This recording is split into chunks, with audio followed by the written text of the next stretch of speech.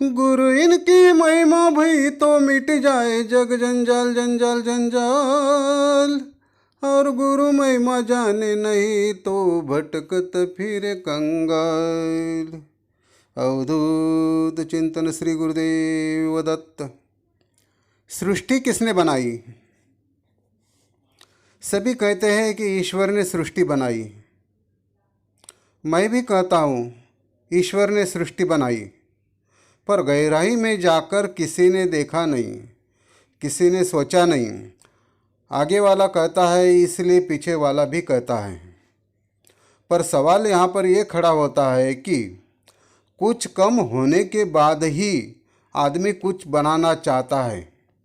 जैसे अपने पास मकान नहीं है तो मकान बनाता है, अपने पास पैसा नहीं है तो पैसा कमाता है, अपने पास बीवी नहीं है तो शादी करता है।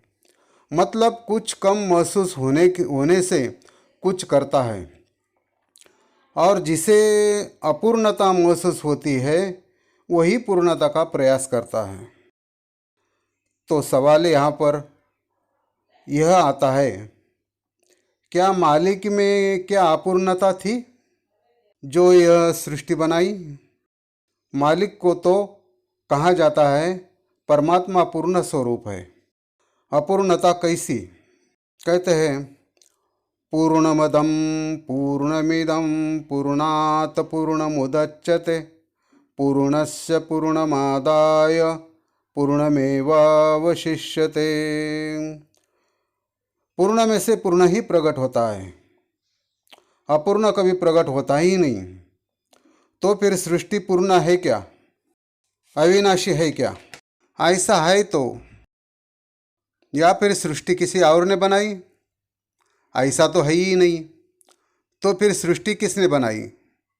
देखिए, कोई भी चीज़ बनाने के लिए, कोई भी काम करने के लिए उस चीज़ से, उस काम से अलग खड़ा होना पड़ता है।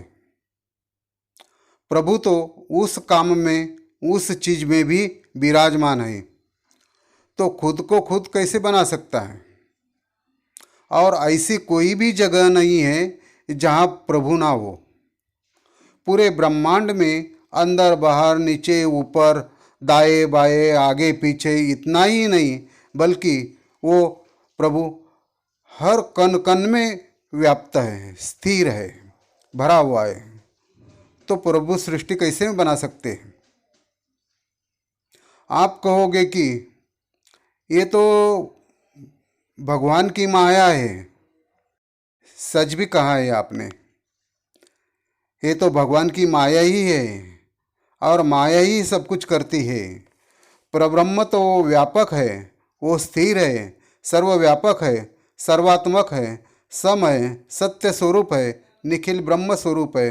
परमात्मा का परम प्रकाश ही मूल माया है। उसी परमात्मा स्वरूप से सहज ही अंकुरित होने वाले 9 स्वंग है। 3 देवी उसी से अंकुरित उत्पन्न हुए हैं। निखिल ब्रह्म स्वरूप सत्पुरुष सर्वात्मक सर्वव्यापक स्थिर है, तो स्वयं कुछ क्रिया करता नहीं है। उस पर उसके परम प्रकाश स्वरूपिणी मूल माया में रचना होती है। सृष्टि रचना का सभी श्रेय परम प्रकाश स्वरूपिणी महामाया को ही जाता है। और सृष्टि नाशवान नहीं है, परिवर्तनशील है, क्योंकि मूल माया ही अविनाशी है। और उसी के स्वरूप में ओंकार पुरुष और इच्छा शक्ति यही सृष्टि रचना का कार्य करती है। क्योंकि मूल माया परमात्मा का परम प्रकाश है। जैसा दीपक और उसका प्रकाश, वैसे मूल माया और परब्रह्म है। इसलिए माया और ब्रह्म अविनाशी है। धन्यवाद। जय अवधूत।